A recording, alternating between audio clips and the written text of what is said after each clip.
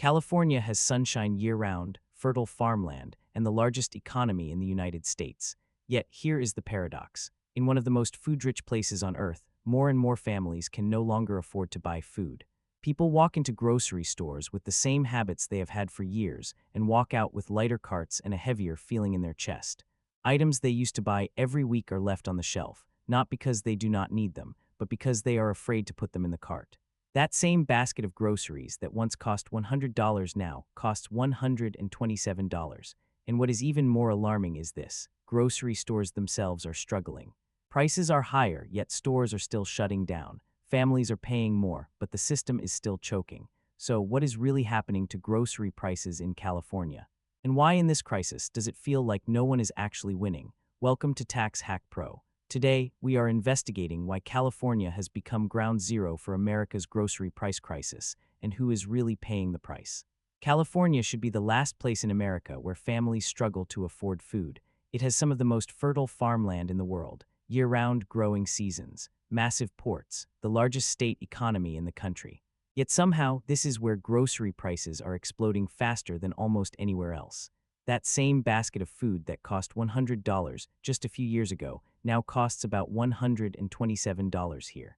That is not a small adjustment. That is a warning sign, and it raises an uncomfortable question. How did the most resource-rich state in America become the epicenter of a grocery price crisis?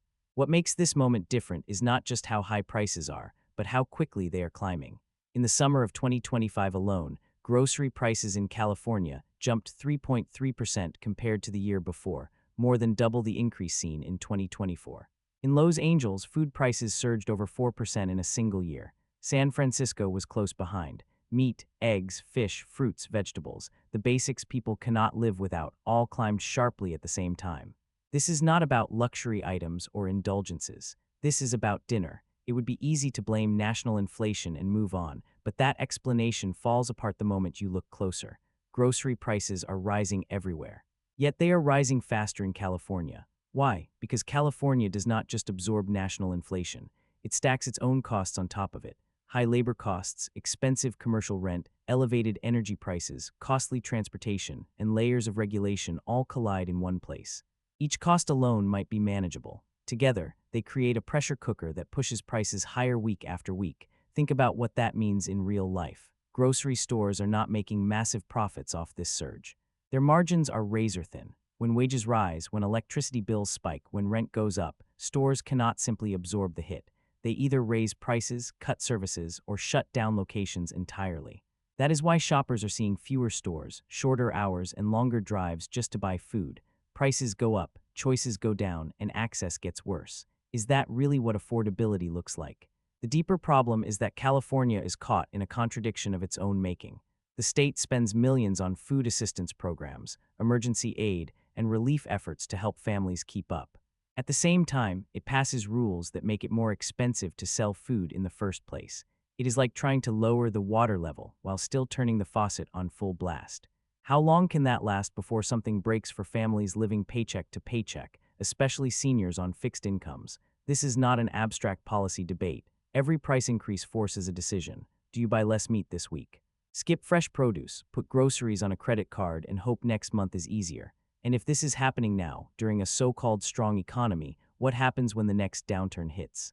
That is why California has become ground zero. Not because people here are spending more, but because the system itself has become more expensive at every level.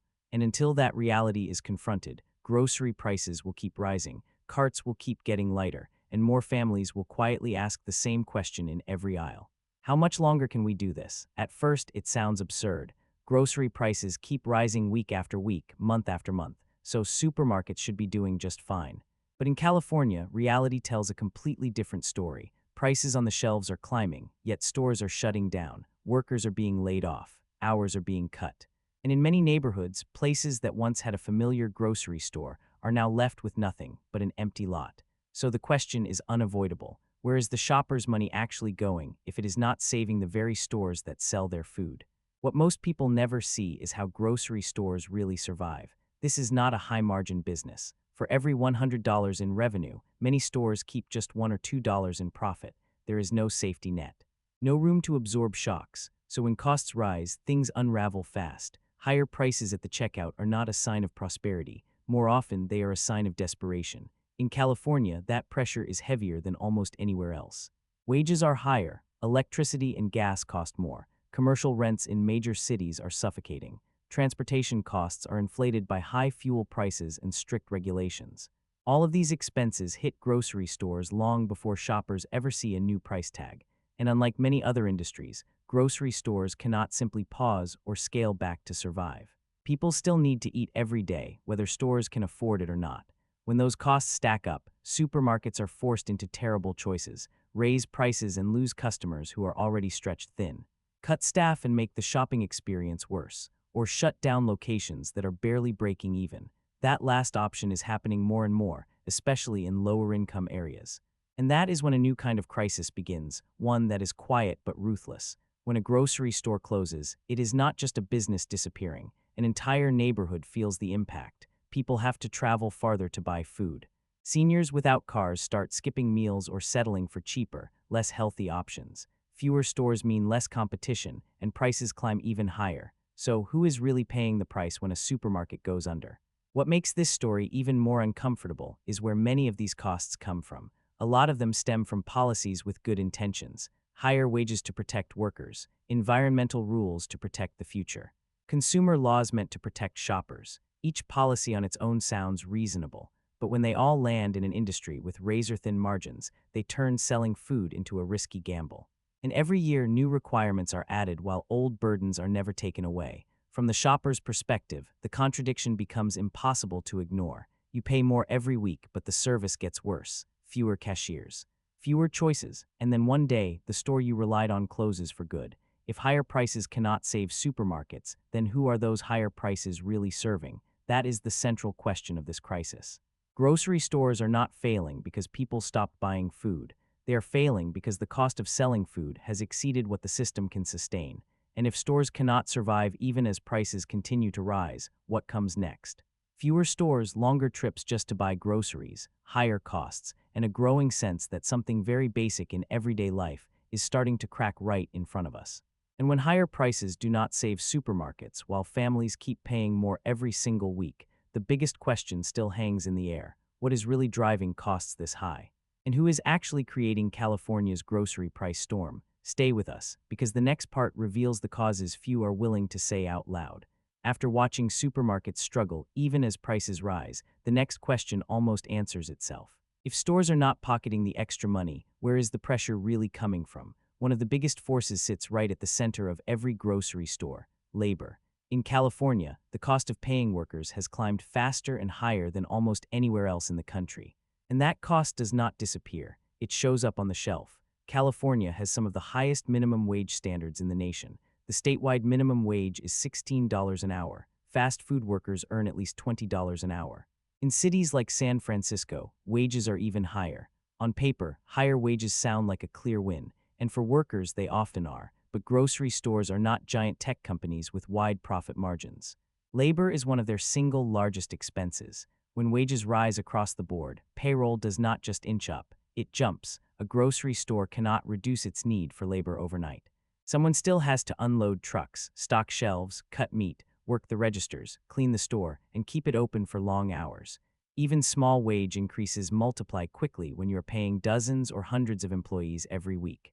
For a business already operating on razor-thin margins, there is no place to hide from that math. So what happens next is predictable. Stores raise prices, not because they want to, but because they have to. If they do not pass those costs on, they bleed cash. If they raise prices too much, customers buy less. Either way, the pressure builds. And when combined with high rent, energy bills, and transportation costs, labor becomes the tipping point that pushes many stores from barely surviving into outright losses. For shoppers, this creates another painful contradiction. You hear about higher wages and expect life to get easier, but at the checkout line, your grocery bill keeps climbing. The same workers earning more are serving customers who are paying more, and neither side feels ahead. Seniors on fixed incomes feel this most sharply. Their income does not rise with wages, but their food costs do. This is why labor costs matter so much in the grocery price debate. Higher wages do not exist in a vacuum.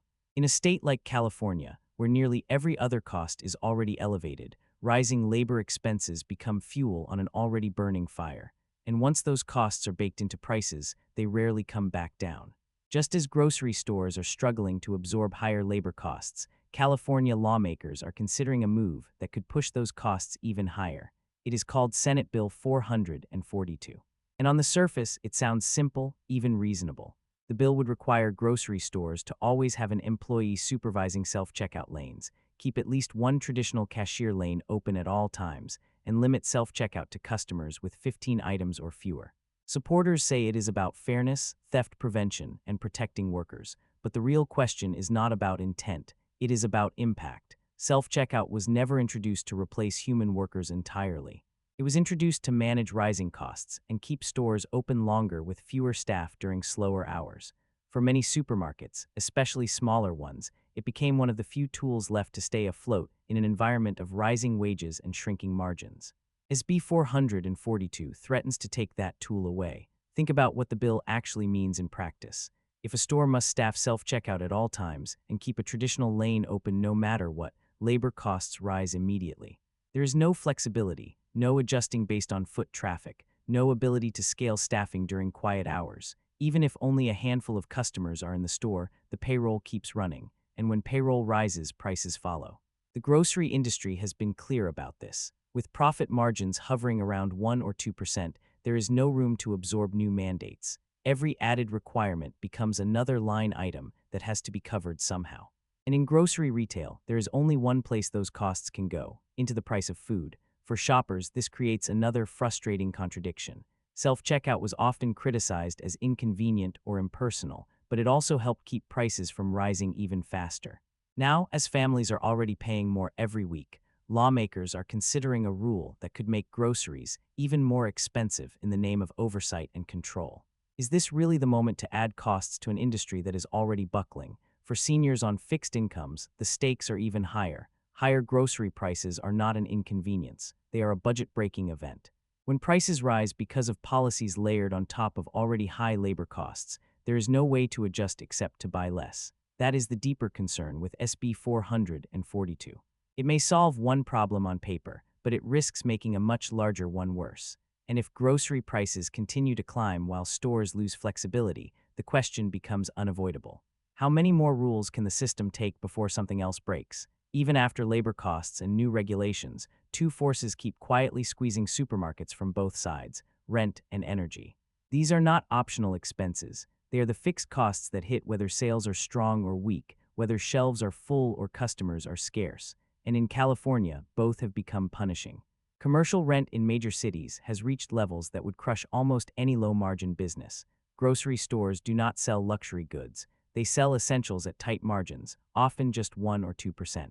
Yet they are expected to compete for retail space in the same real estate market as high-end brands and tech-backed chains. In cities across California, supermarkets are paying staggering monthly rents just to keep their doors open. And when rent goes up, there is no negotiation with math. That cost has to be recovered somehow. Then there is energy. Grocery stores are among the most energy-intensive retail operations in the economy. Freezers run around the clock. Refrigeration units cannot be turned off. Lights stay on for long hours. Backup systems must be ready at all times. California's electricity and gas prices are among the highest in the nation. And those bills arrive every month, whether sales are good or bad. A spike in energy costs does not just hurt profits, it rewrites the store's entire cost structure. What makes this especially dangerous is how these costs compound. Higher rent raises the baseline. Higher energy prices raise the operating ceiling. There is no flexibility in between. A supermarket cannot downsize its freezer space or shut off power during slow hours. And unlike other retailers, it cannot move fully online or relocate easily without abandoning entire communities. For shoppers, this pressure shows up in subtle but painful ways. Prices creep higher, store hours shrink, maintenance slips. Locations quietly disappear, and when a supermarket finally closes, it is often blamed on market conditions, when the real cause was years of rising rent and energy costs that made survival impossible.